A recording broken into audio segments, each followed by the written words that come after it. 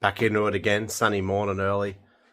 Going through the comments from my last video from yesterday, talking about one of the topics was brought up is this right-hand bank rocker cover. There's a bit of noise coming from under here somewhere, so Combo Ford, he said that it could be conflict hitting the baffle under there, so I'll have a look. I don't recall having a look at inside if there's baffles or not. They look like a die cast. Sand casting's more of a coarse finish, but they could have put baffles on the other side as they do. Yeah, so sort that out. And after I finished filming yesterday and I was uploading the video, I thought I'd give the cluster, the taco, a go. So I found a wire. I looked for the workshop manual. I found, I think it was a white and green. I remember the colour now, but I found a wire that come out here. I might be able to see it. Anyways, I found a wire come out of here. A little bit of it hanging out of the loom. Added a bit of wire to it, and then went straight into this little thing here for the Aces Air5. It's like additional wire plug. Well, I haven't got the actual plug that goes into it, unfortunately. I don't think I can't find anywhere. I don't remember seeing it. So to run it down to yeah, and I got a taco, so it's fucking sweet. So it's one less thing to worry about. But it'd be nice to have the loom for the driving lights. I've got nothing. I don't know if it doesn't appear to be something that come out in the factory loom. It's like an additional loom. I know the Grand Tourer have a loom you can buy. It's around $130 or something for the driving lights. Might be something I need to get, but yeah, it would be nice to have it all in one so that I can wrap it all up. But I suppose I'll just rig up what's in the engine bay now and have it going back into the car and just leave it and tidy it all up. But what I need to do now is, remove this rock cover. I got to number these leads properly with those things I was showing you last video. And you find out what the hell's going on. I'm a little bit concerned actually, because the motor's good apart from that. Just leaks a bit of oil. I just watched these dudes, the Brisbane brothers. They're like gods of Cleveland. So I'll just watch a little quick video on how they go about adjusting the rockers. So I think I'm not chasing power in this car, so I'll be a little bit more lean. I don't know how that one got over-tensioned. I didn't want to overdo it and have, you know, I just want this thing reliable. I'm not chasing power. Like freaking hell, I've got that Escort there. That thing will I don't think it's even physically possible to get the Escort, get this car to be quick as the Escort, the top loader. The top loader won't even take that sort of power. So I'm not chasing power this thing. I want it to go alright, but I just want reliability. I want this thing to be nicer. Nice cruiser, get around in it. And yeah, so I've got a little procedure here. I got off the Brisbane brothers. So intake valve fully open. I know to set intake, set when the exhaust is starting to open. To set exhaust when intake is fully open on return. So it's pretty straightforward, really. I think it's more or less just making sure that you're on the heel, the cam, and then you can spin that, and it spins freely, and then put a little bit of preload on it. So I don't know, I don't remember how much, but these push rods, I'd actually get custom ones. Yeah, because the factory ones were just way too short. Because this head's had, obviously these 2V heads had a bit of work. Next issue after this is find that I've got a freaking intake leak. We're missing the bolts here. I bought a kit. I bought a stainless steel bolt kit for this engine, but I didn't take into account the bolts were designed for the factory manifold. They weren't designed for an aftermarket one, so they're too long, too short. Most of them worked okay, but this one's here just way too long. So I'll have to get bolts for that. But I think it'll be leaking through here somewhere. I'll gather anyway. It doesn't leak all the time. It starts leaking, then you rev it and it goes away. It's weird. Just took the dogs for a walk. Made my neighbour get out there now and we do a group walk. So they got like 3 dogs. They absolutely love it. Play fetch in the park and stuff. Good for them. So it gives me less grief during the day. So I got the rock cover off and there's no baffle in there. There's heaps of clearance. But I think I found the culprit, right? So There's art, obviously there's an art to adjusting rockers and you got to know what you're doing, and I'm still learning. But I've watched videos on it, but I think what the go is, I think this is the exhaust. So this exhaust one was over-tensioned. And I think, yeah, over-tension, I just didn't have enough. Check this out, I'm just going through them and just check them, and look at the slop. So much slop in that, it's unreal. That definitely would have been ticking. I'm just going through them. This is the only one loose. The other one's Peter, but I've got to go through it. Bloody, this motor's so tight. It's got a heap of compression. Mate, this 8-cylinder stuff is so much different to what I'm doing the 4-cylinders. I've just got it going again. I didn't have one of the leads on properly. I couldn't figure out which one. I had a misfire, and I'm like, what do I do with the leads? So I'll stuff them up. So I got them on there now, those little numbered ones. So I had 2 sets of them. I used from the old leads. These ones fit on nice and snug, but the ones I got with the kit, they seem really loose. Don't know why. Maybe it must be for a bigger lead. Yeah, I don't know, but one of them's already come off already, but I've got these on here anyway, but I'll look at that later. But I've still got that knocking sound, but it doesn't sound, it sounds like I have this side now, so I'll pull this rock cover off and go through that. But yeah, it's bloody all time consuming. Doing the left bank, and I'm having problems with the leads. Got a bloody misfire, and I'm like, what the hell's going on? And this lead, it just, I grabbed to buy this, pulled it out, and it just popped straight off. Where is it? This one. It just comes straight off. I couldn't believe it.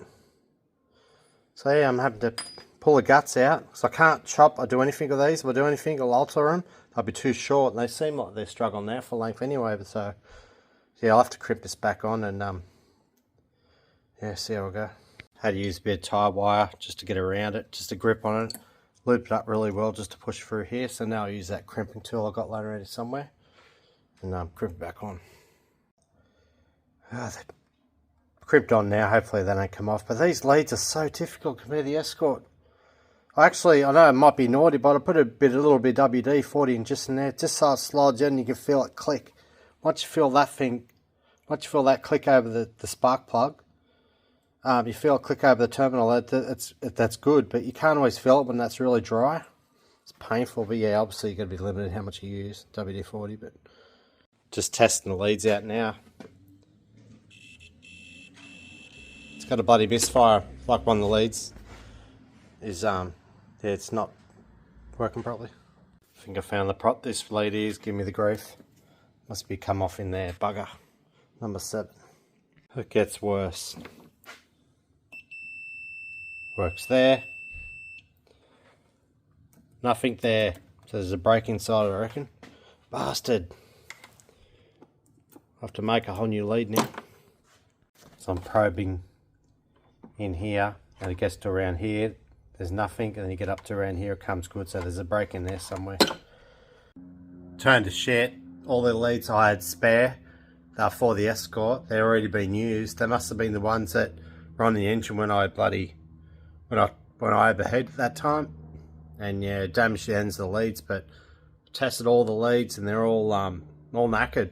So I'm screwed. I pretty much have to buy another ice kit if I want them to be exactly the same as the ones I got. So I'm inclined to do that, but they're not cheap. But what I'll end up doing, I think I'll go to Repco and I'll buy like a cheap set of leads, just so I can start the engine up and keep tinkering around with it. But to lighten the day up, one of my mates, Tom, he's got a Ford Falcon XC GXL. You've seen it before on the channel, but he's going to bring it over here. So it should be here shortly, so I have the camera ready.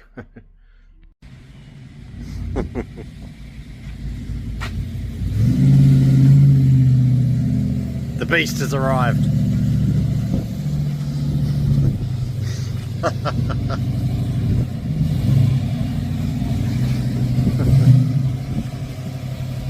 Fuck, what a pig.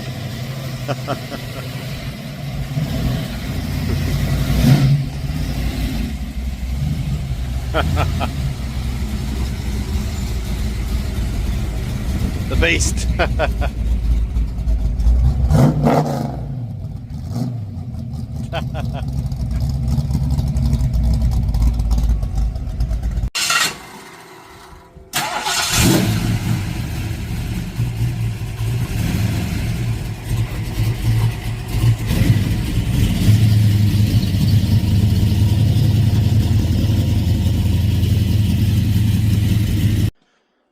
Geez, so I had some drums today. Well, first off, I showed just before I pulled a lead off, and I was grabbing it by the actual insulator, not the lead itself, and at the end of it come off. So the other 3 leads, I grabbed the insulator as well as the lead itself and pulled them off. But in doing that, I actually damaged, I think all 3 other leads are damaged. And I've done a ohms test, and they were really low. So I've had to went to Repco and I got 2 just cheap shit leads. Sold me a pair for like $3 each or something. But managed to use them 2. Plus I went through all the other leads I got. I made up another 2 leads. So all 4 leads in total I made. And yeah, it's good now. It runs, but the leads are all out of whack. But I'm going to have to buy a new set of leads. But before that, I was stuffing around with the adjusting the rockers. So the problem being, right, the 4th cylinder, it appeared to be maybe, I don't know, too tight. There's a little bit of marking on the rocker itself. So I went through them. And then I noticed when I went to this left bank, pull the rack cover off, and you could spin, you're able to spin the push rods, and I thought there's not enough tension on them. It's like they're too loose. I went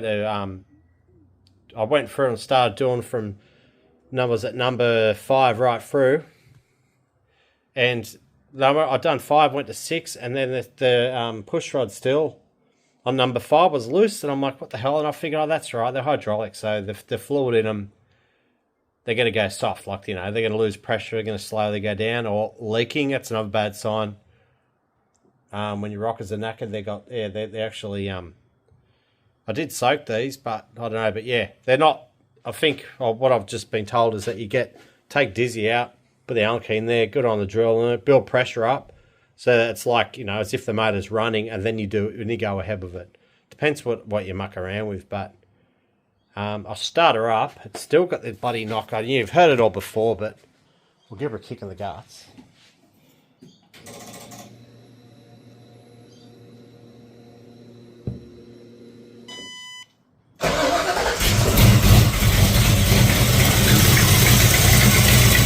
Hear that noise?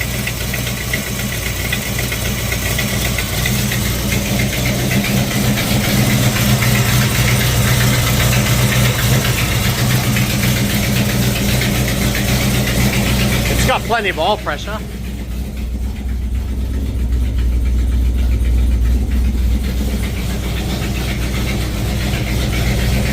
So you clearly hear a nasty knocking sound. Yeah, I just don't know. Yeah, it's not like you'd still be able to run the car, I guess, but I just don't like the sound of it. I'm just pedantic about sort of thing. Something's not right. So I tried adjusting both banks. Still got issues. I think if I had the drill on it and I was building up oil pressure, that's another thing too. You're going to build oil pressure. It's going to start fucking getting oil everywhere. Like, yeah, you really need to have the engine out on a bloody, have it on the stand. That way you can clock the motor a bit and have it so it runs back in there. But I don't know.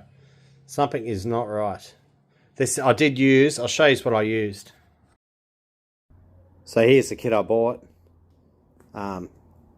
Good value, but yeah, unknown quality. But yeah, they're the lifters. And the rockers. Where are the rockers? Yeah. So yeah, bloody. I don't know. It's got that knocking sound. I'm not happy about it. Don't know what to do. Just to buy them again, which I shouldn't have to. Just to buy lifters again. I mean, they're pretty cheap, but shouldn't have to. I just put them in there. But did I not soak them long enough? I don't know. I don't remember how long I soaked them for. Decisions. I've got to work out what I'm going to do. I'll just run it up again. Got it up the temperature. My understanding is I went half a turn instead of going 3/4 or something. I reckon I have to read up on it again. But I reckon I haven't tensioned up enough, because once you get the revs up, the noise completely goes. Like, you can't hear it. But idle, when the oil pressure drops off a little bit, it's like it struggles to build the tension up because there's not enough tension to start with. Well, that's my next step. So it's hot now. She's all hot now if you really want to do it. But I think you're meant to do it when you're hot anyway. I'm not sure, but it's probably a good idea to run up anyway, get oil in the lifters and get all, you know, everything fresh, and then I just don't feel like doing it at the moment. I'm just stuffed. Might have a schooner and think about it. Something else I've got to take into account. So I built this engine up from a bare block. I mean, no Walsh plugs, no cam bearings. It was a bare block, and it had a bit of surface rust on it here and there, but I got rid of that. But one thing, there was a couple of these that had a little bit of surface rust in here. So I used a bit of, I think it's not emery paper, like Scotch-Brite. I put it on a drill, and it just carefully done that. And then as soon as I've done it, the surface rust is gone, and the lifter's popped in with lubricant, popped in nice and smooth. But another thing I take into account, if there's excessive wear in here, oil's going to try to get in, and it's not going to seal as well, and it's going to have a problem building pressure. So I've got to take that into account. So if I adjust them again, and I'll go the full 3/4 turn, and then it's still got problems, I might have to go to a solid maybe. I don't know. Shit, I don't know. But what I might do now, I've just had a screw and I'm feeling a bit more enthusiastic. Nice tunes going, and I'll just I'll have to do it proper this time. Take off the take both rocker covers off. Take all the plugs out because it's shit trying to crank that motor over. It's so tight. You got a lot of compression. So yeah, go through, do the whole lot again. Do the 3/4 turn, and yeah, see if it still makes a noise. If it still makes a noise, we'll have to start looking at other areas. But when you get the revs up, you can't really hear it. It sort of goes away. Low RPM, you sort of faintly hear it. As soon as you get up around 2.5, 3 grand, you can't hear nothing. So yeah, probably just needs a bit of tension. I just didn't put enough tension in it. So I had Tom over here in that XC GXL, and we're talking about engines, and I'm showing him this crank. So this is a 351 crank, but what they've done, I've showed you, other people on this seen this before on my channel, but I've measured the journals on this, and I'm like, what the hell's going on? They seem way too small for a Cleveland. So I ended up had a couple of shells in there left. I buffed these up, and then I looked at this here. So you got the ACL. So I rang up ACL, and I'm like, what the hell's going on?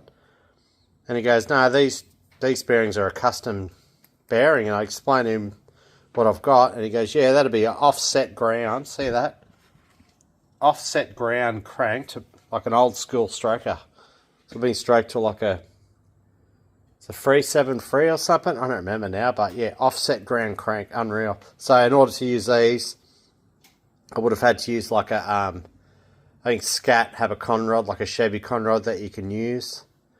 But I think you have to make the conrod bigger, and you have to make them more narrow to fit in here. That, or they get a Chevrolet, like a Chevrolet rod, or LS1 rod. Talking to an engine builder in Newcastle, and they say they get an LS rod, you machine it down, then there you can use it, it's fine. But I'll be more inclined just to get a Scat kit, Scat stroker kit, or just a replacement Scat kit and just go for it. But yeah, see how they've machined them, they've ground them out a bit too. So yeah, it's probably a good thing if I'd love to just get an old Cleveland block, get it sleeved, and just yeah, use this crank. It'd be nice, a little test, but yeah, time and money. So I've got the spark plugs out, and they're pretty sad. Completely fold. So this is what happens, right? You put so much time into fixing other shit that you have to put aside the tuning aspect of it. So I'd really prefer to be tinkering with the tune and muck around the settings and researching and doing that, but instead I'm chasing, well, I'm going to chase this problem. Once I finish this, then I'm going to chase oil leaks. It's leaking oil like really bad from the sump, not the rear main or the front. So that's the next one on the list. But yeah, for now, got plugs out. The motor will spin over easier. I'll just go through and just go and adjust them that little bit more and see how it'll go. But they certainly look the part. They look good. Yeah. I'm going to be really naughty and start this engine up. It's like 6:20. I'm in suburbia. I've got the doors closed, so I quickly run it up. I ran it up probably about 10 minutes ago and add the shed out. And I thought, no, I'll start up again. I'll get on camera. The noise, it's not like continuously dot, dot, dot. It's like dot, every now and then. It's weird.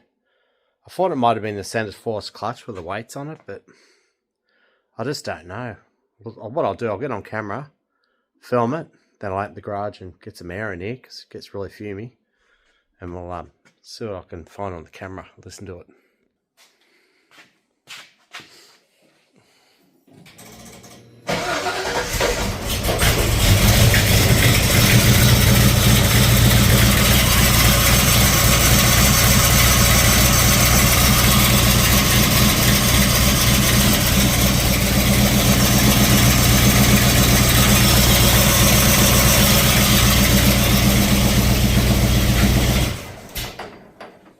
It might even be an exhaust leak, you know.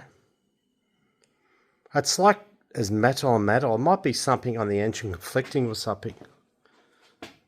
Like the extractor's tapping on something, maybe. That's what it sounds like.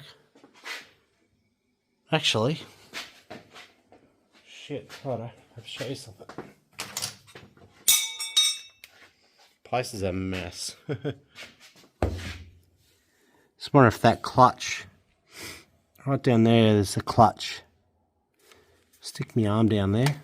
See if that's clutch pressure line is. Set this thing up. Talk about raw footage.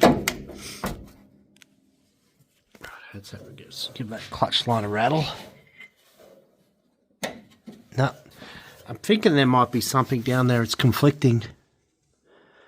Like metal on metal. That's what it sounds like. Something's like tapping on the extractors or something. Yeah, it definitely was something going on with lifters, but because yeah, it's a lot quieter. Some people probably didn't worry about it, but it's getting to me. But I can't do anything more tonight. Bloody neighbours won't be happy. Oh well, I've got no 3 days off, so I'll get back into it. Found something. It's just freaking stupid, right? When you hear a continuously a synchronized sound, you think, oh, engine. When you hear sounds that are like as intermediate, they're all over the shop. Sounds more to me like something's loose or vibrating or hitting something. Look what I found. It's fucking stupid. Look at this. Look at this, right? Look at that. Look at the clearance. Extractors around that transmission cross member. It's great. Like it's heaps of clearance. Look at this side. Yeah, it's great. Then you come around this side. Look at that. Look at that. Probably be about, I reckon, 3mm clearance. And then to confirm, it is that. Look at the metal, like it's been. See right up in there, like there. See the metal, like it's clean, like it's been hitting metal on metal. Wow. So that's it. That's the noise I can hear. Say that would have happened when I put this exhaust on and it's just put a little bit of stress in one point and it's pulled it to one side. So yeah, I'm assuming that's the noise. So I have to tinker with the exhaust, but look at the oil leaks. It's not come from the rear main, it's come from up the sump. Right there, right around that area there it's leaking. So that's... I've had plenty of oil leak issues with the Escort. It's a hell of a lot worse when you got boost. So yeah, buddy. I might just, I don't know. I suppose I could just, you probably want to hear the car going without the noise just to confirm it, rather than just assume it's that, what it should be. It sounds like it, like, yeah, makes sense. The motor does get a lot of vibrations when it's running, so yeah. Back in the shed again, been up since bloody 5 this morning. Now way to get stuff done. So I can't do anything with the car at the moment in regards to running it. So yeah, it's too freaking loud. So what I'll do, I'll just do a big clean up. But something I have to do, right, there's your top of your valve, or your valve spring retainer up here. So where the rocker pushes down on top of the valve there, notice one of them, it's whiffed a bit and it's left a tiny mark on the roller. So what I need to do, I need to muck around a bit. I think it does move side to side a little bit, it has to. But I think mine moves too much to one side and it's slightly starting to mark it. So what I'll do, I'll just get on there, a bit of stuffing around, there's not much to adjust. But yeah, see if I can get it so just sort of centralised a bit better, and just I'm gonna have to once I get this car going, once I get this car on the road and I'm driving it, I reckon I don't know, at least every couple of months, get pull the rock cars off and just look at the rockers and make sure everything's good, because yeah, there's a lot going on in there, and I'm not an engine builder, so self-learning or learning off YouTube, reading people's stuff. So yeah, all good. Well, the rockery doesn't look too bad. It's very, very, very faint. You can't even feel it when you rub over it. So I think it's the very early stages of I'll just swap them over just like a monitor. I've got another one on there. It's an 8-cylinder. I'll monitor it. I'll check it again. I'll have to keep checking them just to make sure it's sweet. But end of the day, they have got a bit of side slop in them. Get one that's loose. Like, see, it's got a bit of slop in it. It's just a matter of getting it so it lines up pretty good. If it's too much over to one side and you can't correct it, then I'll have to. It's got these manly guide plates. I have to undo the boss studs out of them and then tinker them around a bit. I had to do that before, a couple of them, but yeah, overall they were pretty good. And yeah, see how it'll go. But yeah, it's only the early days, but it's one of those things you're going to check up on. The problem I've been having, bud, is these bloody Allen key things that come out of the rocker cover. The bastards are stripping. They just can't handle the tension. Like, already starting to get oil leaks on this side because this side was starting to strip. So I'll have to get just like proper high tensile bolts or something. I got the factory ones here. I didn't really want to use them because I'll scratch it up, tighten them up, but I need to put them on because I can't have a leak of oil on the extractors. But when Tom came over yesterday, he gave me these. Ford Racing Brevers, so yeah, good thing. Awesome. I could probably put one of them on there and use the other one and have the positive crankcase ventilation. Because it's got like a hole under the air filler somewhere. I don't know, look into it later. But got up and running again. The motor sounds great. It's got exhaust leaks. I've got my hand under there and I was thinking, yeah, I'll get it to the point where it stops leaking oil and I'll get under there and start sussing things out. Then this manifold gasket just keeps, not manifold, the rocker cover gasket just keeps leaking. It's literally pouring out, so I'm going to have to take the rock cover off and see what the hell's going on. It's got like a rubber gasket. I think the other side's holding up alright. I had to start using the factory rock cover bolts because I might have over tightened it maybe. I'll have a look at it, check it out, make sure it's not damaged.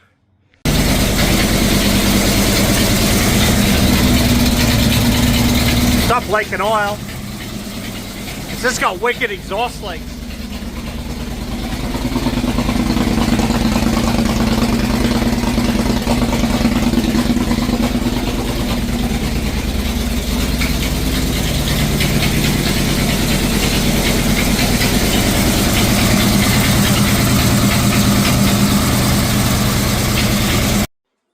Yeah, she's run like a dog. It's like it's probably down a cylinder because those dodgy leads.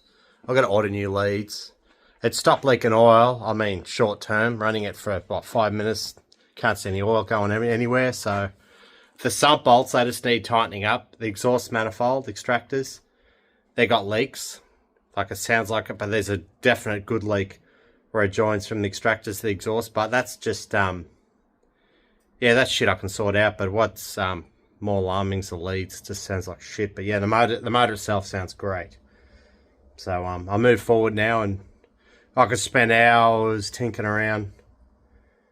I could spend hours tinkering around the tune and mucking around doing this and that, but I think I'll just keep going with setting the wiring up perfectly, like permanently I should say. Not perfect, nothing's perfect, and just tidying things up. So I think that's the go. The fuel pressure was way too high.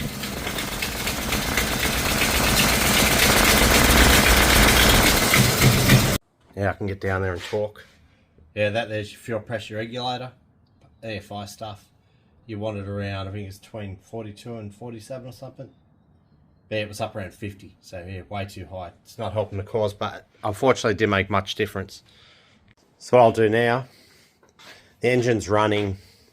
It sounds like one of the leads is not doing its job properly, so I just jumped on eBay, bought some new ice leads, exactly the same as the ones I've got. So yeah, won't bother trying to muck around the tuning. You're just chasing your tail. It's just going to be a headache. So what I'll focus on is the rest of the stuff. So what I can do is tidy up this wiring. So you got an earth positive that go, they battery. So one this earth, I'll just have it running down here somewhere. The positive, I'll run that straight to the battery, and then the trigger, I'll do what I originally said. I'll run that over to the fuse box, to the ignition. Do that, and then the fuel pump wire, that runs down here at the moment, but what I will do, that'll run along with this, and that'll go into the back of the car, fire that direction. And yeah, that's pretty much it for the there's a taco, the brown output in here, that's for additional stuff for the Aces EFI. There's a brown one, this one right there. So what I'll do, I'll just trim this wiring back. I'll get to that brown wire, and then I'll run that along with this, and that'll go to the cluster, give me a taco. So once I've got that sorted, I'll go to BCF, and they've got this special like a wiring protection stuff that wraps around. You can undo it and put it back on when you want. Really tidy looking. So I'll get that later, and that'll be, I'll highlight the wiring, make it look more pretty.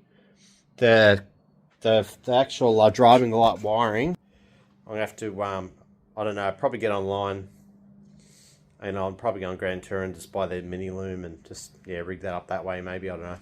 Worry about that later, but my main focus is the engine bay. So tidy up this wiring, that earth lead, that can go elsewhere, that was just temporary. Then yeah, I probably need to test out this heater core, the heater box. I know I don't need to work that heater box, so now it's a good time. Now the coolant system and the oil leaks minimised at this point, I could test that heater box out, see if it's actually sealed. I know that's good. Then I'll move on to, it needs a washer bottle too, that's another job, but I think the wiring comes out of there, I think. I know, I'm going to look into it. Don't know, someone else will correct me there, but the clutch, the slave cylinder master, I couldn't get it, I couldn't bleed it properly. You had to pump the clutch pedal to get it to engage. So at some point I need to test that, see how well clutch works, put it in the gear and see if there's any funky sounds in that. I mean, more so the diff, because I rebuild it. I need to rig up a really good earth for this ECU. Can't muck around when it comes to this. If I use one of these self-tappets, no. I didn't actually self-tap that, I'll drill it first. But get like a pilot hole. But you've got your King Chrome nutsert tool, so you get these in Bunnings, are really good. So I'm using the M6. So I've got to measure, get the right drill bit, get an 8mm drill bit, see how that goes, and then I'll get that in there. I'll create a really good earth. It should work just fine. Nice good earth point. I earthed the motor out there, and then I'm making these mini earth leads. It's got these terminals, some boating, camping, fishing, better known as BCF. I've got this crimping tool, so you crimp them on and put them somewhere, hide them and put little earth leads around different places. So yeah, should be all good. Earth body out. Got a sneaky little earth up here, the top loader. Better put a nutsert up in that end, tuck it under, it doesn't conflict with the rods for the gear changing. It's when a BCF bought. This is the stuff I was telling you about. It's like, yeah, it's really good. That'll make it look more tidy. More zip ties, blue line, so that's like a boating stuff brand name. But this cable here for the fuel pump, 15 amp, should cut it. I accidentally bought this twin cable stuff, but I'll find a purpose for that. Yeah, got all the wiring ready. Got to a point where I couldn't do anything more, so I went inside, put another batch of home brew on, and yeah, went out for lunch. And my son was driving now, so he's got his pee, so I can drink piss, go out for lunch, drink piss, come home, and continue drinking piss. I'm gonna have 2 days to do that if I like. Back into it again. I've been at it for just good 3 hours work so far. So I got the wiring going back down here. They were to double it up here, and I've had to use P-clamps in here because the original things that hold it back were just weak, and they just fell off as soon as I started trying to hold Loom back. So goes across here, goes under there, over there. Then I've got another fuse here because that's a feed to the EFI.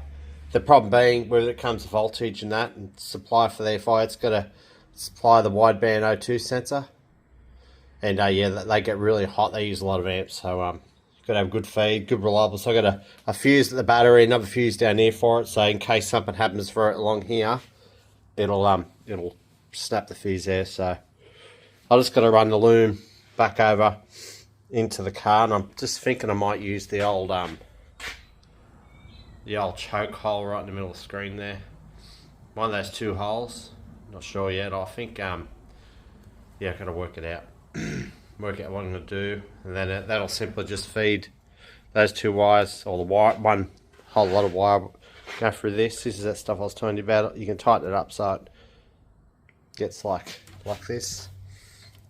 Really good. So these 2 wires, one of them goes to fuel pump, and the other one's a trigger for the ignition to start the EFI up. So yeah, pretty straightforward, just very time consuming. I've had to stop. My brother came over yesterday and I thought I'd give it a kick in the guts, you know, and show him it's just run like a freaking dog. Really running rough.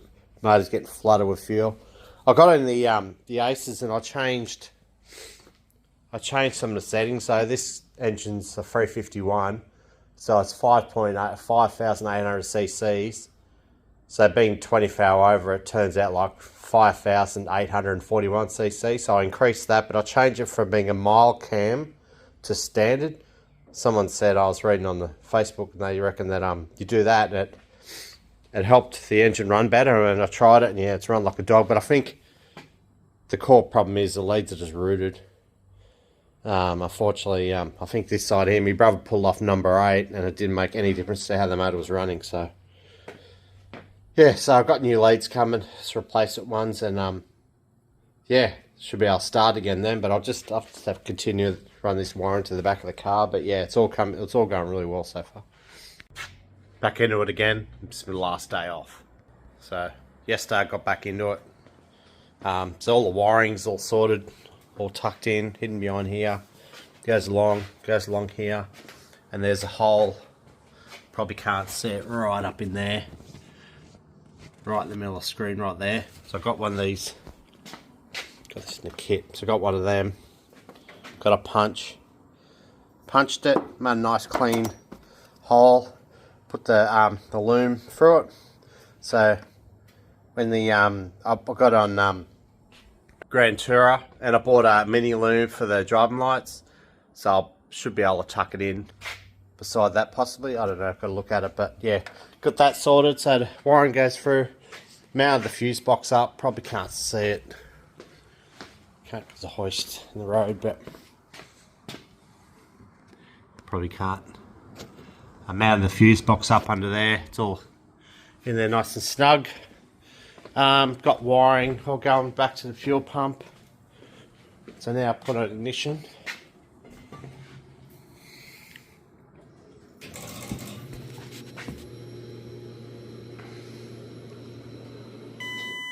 Which is good to go. So I could easily start it now, but I'm just not going to do it.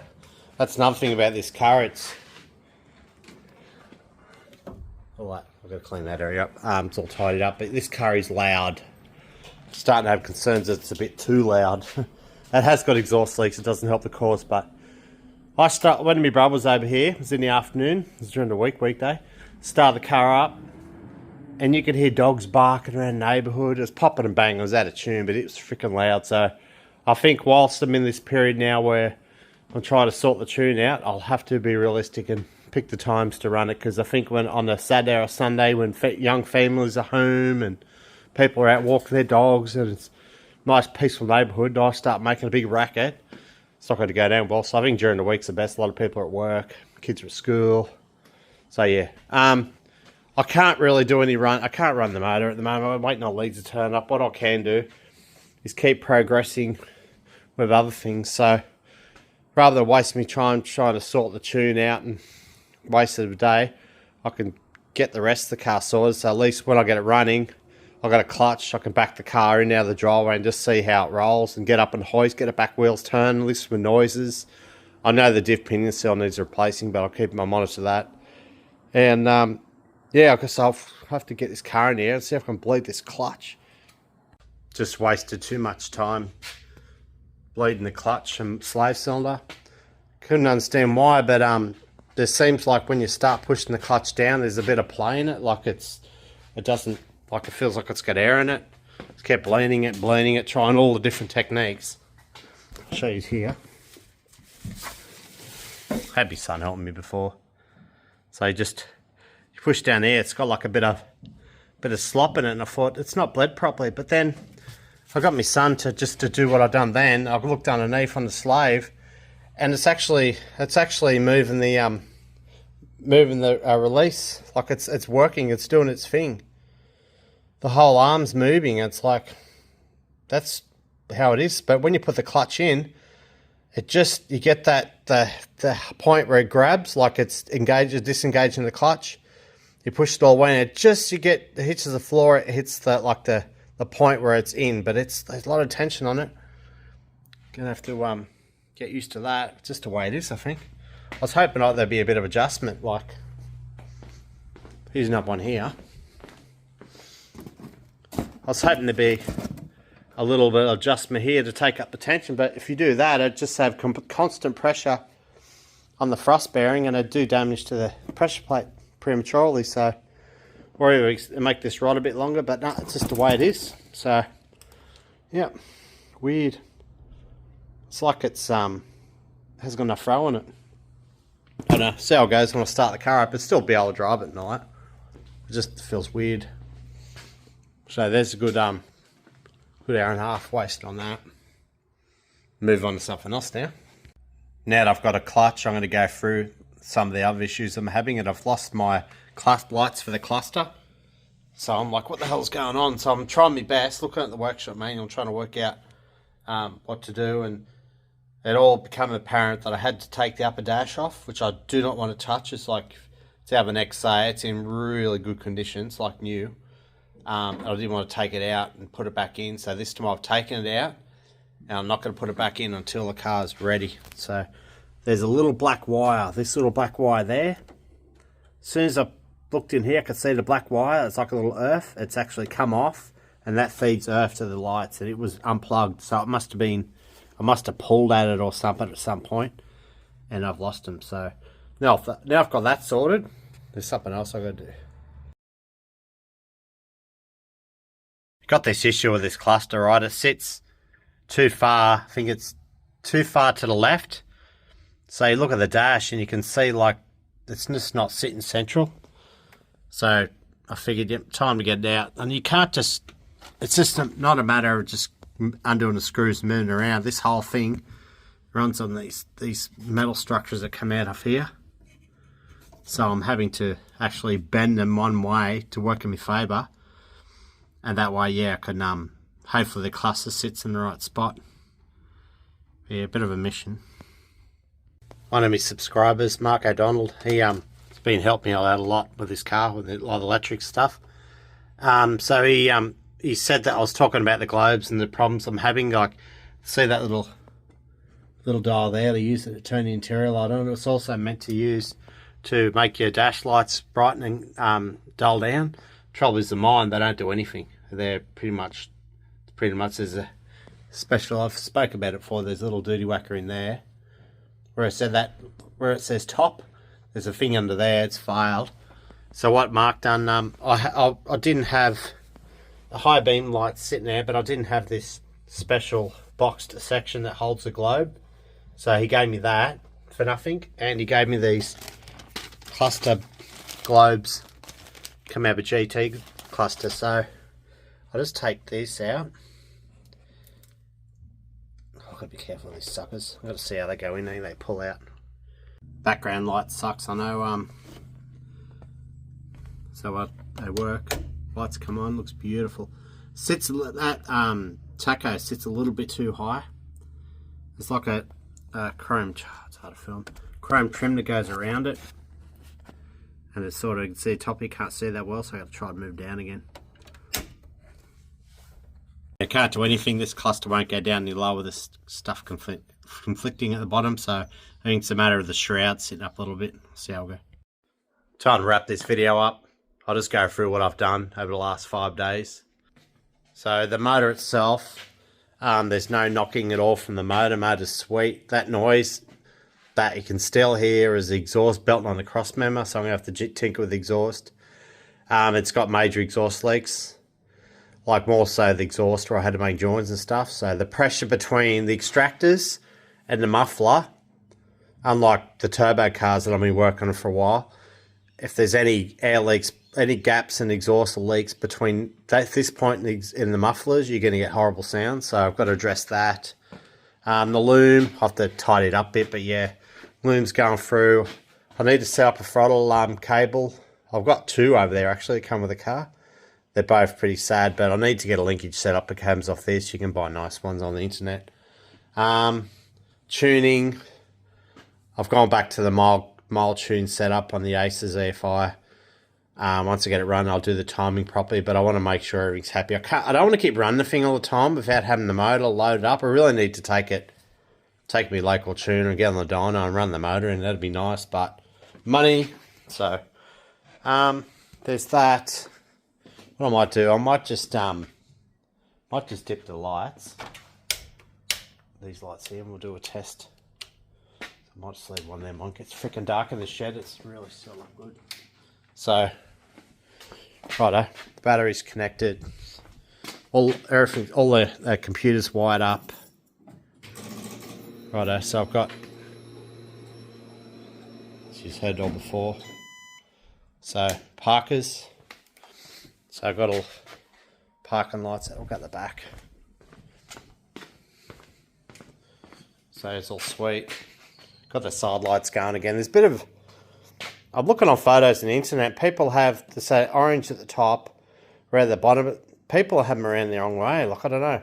I've been corrected on that, but I'm just going off all 4 day the cars that had. So orange at the top. They're going. Reverse lights aren't wired up yet. Indicators work good. Just one of them. Yep, they're good. Righto. So on the inside of the car, got dash lights. I had to replace, one of the globes died on the left hand side of the top, so I had to replace with the spare globes I had. I'm not entirely happy with how bright the fuel light and all that stuff is. I can address that later. Got an interior light that works off the switch. Yep. I've got to set up the doors when you open them, the lights come on. Got an alternator light. I did have the seatbelt light working.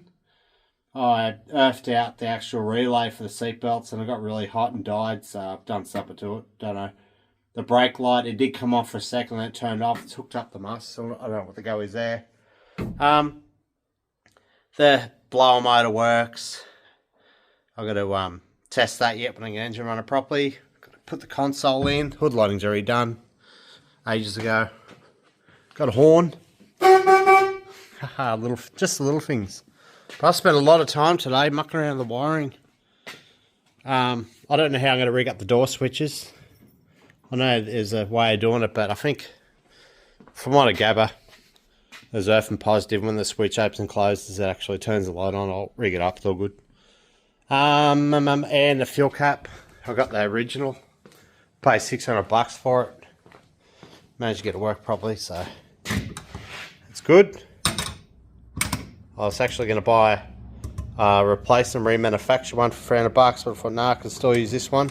This doesn't lock, but they don't lock anyway, so got a fill neck. That's all hooked up. New rubber on there. Yeah, that's pretty covers it really. I don't know what else to say. It's been freaking painful this last 5 days, this car. A lot of tinkering, but it's how it is. So once these leads turn up, put them on. The main goal is to run the motor up, get temperature up, have the heater core plumbed up, make sure it doesn't leak. I know that works. The clips that attach them to the switch inside, one of them's broken, so I have to, well, it's gone completely.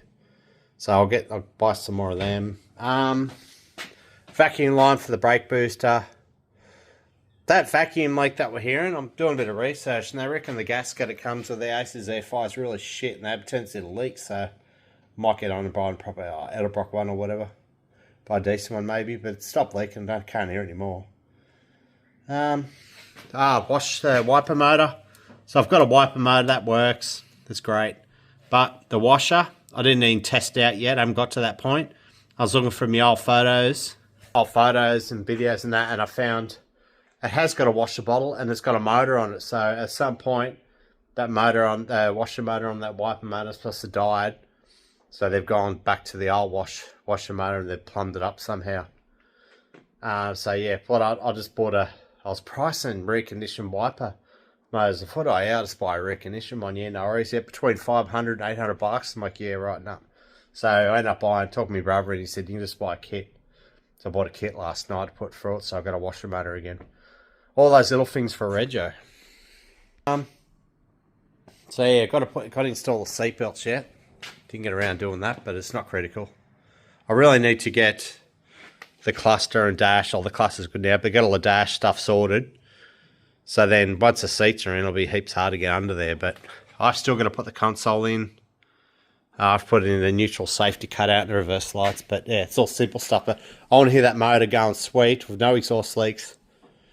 And yeah, that just about wraps it up, guys. I'll have an update as soon as I can. But I've got heaps of work to do now, heaps of shifts at work. So yeah, thanks for watching, guys. Hope it wasn't too painful for you to watch. But yeah, cheers. Catch you later.